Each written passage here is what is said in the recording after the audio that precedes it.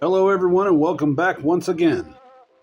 I know that you've all seen the thumbnail or the title card, so you're aware that we're doing Major Pain for Philips Run, Drip, and Bubble.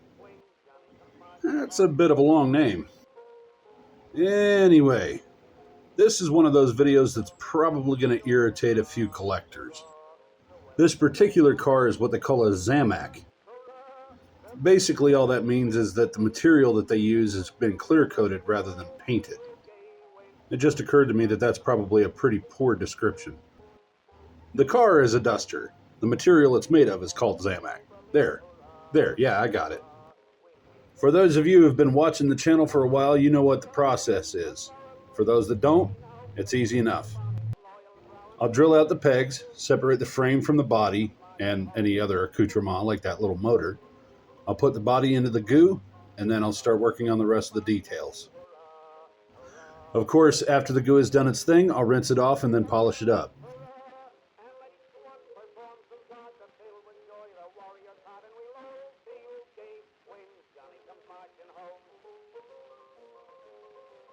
If anybody out there would like to help the shop a little bit, check out our links in the description box. We could really use some of these wire wheels for our Dremel. Alrighty, let's get on to Tinkercad and start making some of the accessory parts for it. Like the hood.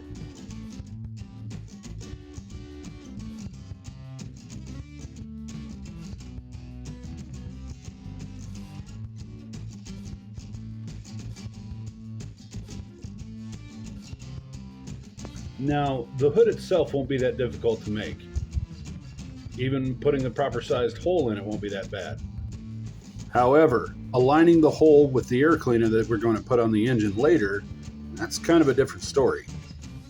Toward the end of the video, I'll show you some of the excess hoods that I created. Let's just say it was many more than one.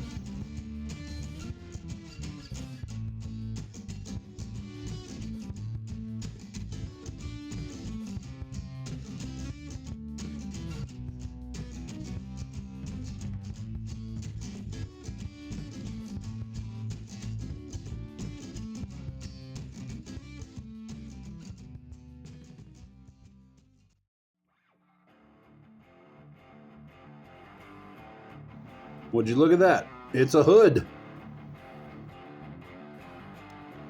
Yeah, the hood looks good, but I think I'm going to have to make the engine bay bigger. You'll see why here in just a second. If I want any actual detail out of the engine, then you're going to have to see down into the engine bay beside it. These flat top motors look great from the top, but don't provide a whole lot of detail for the sides. And for a car whose hood can come off, that's not a good thing. You'll see here in just a second that I finally broke down and printed an entire engine and transmission. I kind of got carried away, but you got to admit it looks pretty good.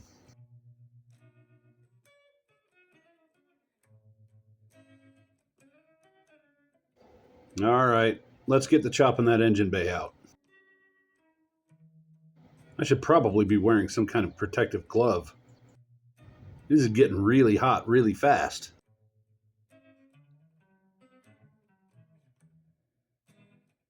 Muscle through, Vic. Rub some dirt in it. There's got to be a better, faster, more effective way of doing this. Maybe a little bandsaw? I don't know. If you got a way, maybe leave it in the comments for us.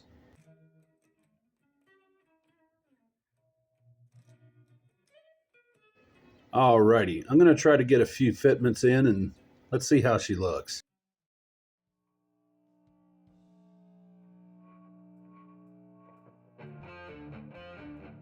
Well, the engine looks okay.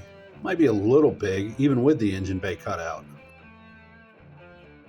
Yeah, I'm going to trim off the bottom of the engine and see if we can't get it to fit under the hood inside the engine bay, and then we'll move along from there. Just look at that.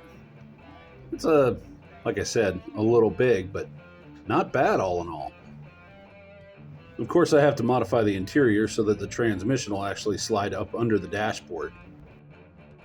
That's not a terrible process, though. Just a snip here and there, and it should be good. Okay, I think it's about time to address the elephant in the room. What are we going to do about paint? Well, I don't know. What I mean to say is, I know what color it's supposed to be and I know how it's supposed to look, but the problem is that Rust-Oleum does not make a paint that color. That said, I'm kind of left to my own devices as far as figuring out how to create the paint. Now, Steve and his crew created their own olive paint by mixing yellow and black. Let's try an experiment, folks. Well, let's try an experiment if my cans will cooperate.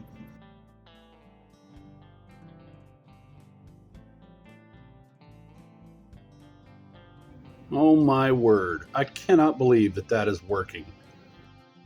You see, logic dictates that if you add black to yellow, you get a darker yellow. It does not, however, state that you are going to get an olive green. Mrs. Cleveland's kindergarten color wheel was wrong. Oh. Hey, babe, do you happen to have a pair of good scissors that I can use for these decals? Yeah, you can borrow my decal scissors. They're really sharp. Yeah. Do you have any that are a little less pink? No. Huh. They cut just the same, if not better. Yes, but I already have eye problems with this awesome paint. Okay. Suck it up, Buttercup. Let's get back to it. In case you're wondering, I had to move inside because my decal water kept freezing. I thought I'd share that little snippet of real life with you. Anyway, as you can tell, we're starting on the decals, and we're going to begin with the American flag on the roof. You'll see later that I actually redo the paint on this because I wasn't real happy with the SR-71 that's on the side of the car. Of course, the decal didn't want to come off, so yeah, all the paint had to come off. Which means I got to use the color wheel again. You see, I decided that since I didn't need the color that was around the letters to be around the letters, I just printed on clear. I think you'll see that it turned out quite a bit better on clear than it would have had I used white decal paper. Alrighty, the new engine is finished printing and the interior has been chopped. Let's try a fitment test. That doesn't look terrible, but what about that ridiculous red windshield? Well, I'm sad to say I have to kind of cheat with this one. I'm going to paint the windshield black and then apply the Mopar decal to it later. You remember all those hoods I promised to show you? Yeah, there were quite a few. What do you say we get on to the glamour shots?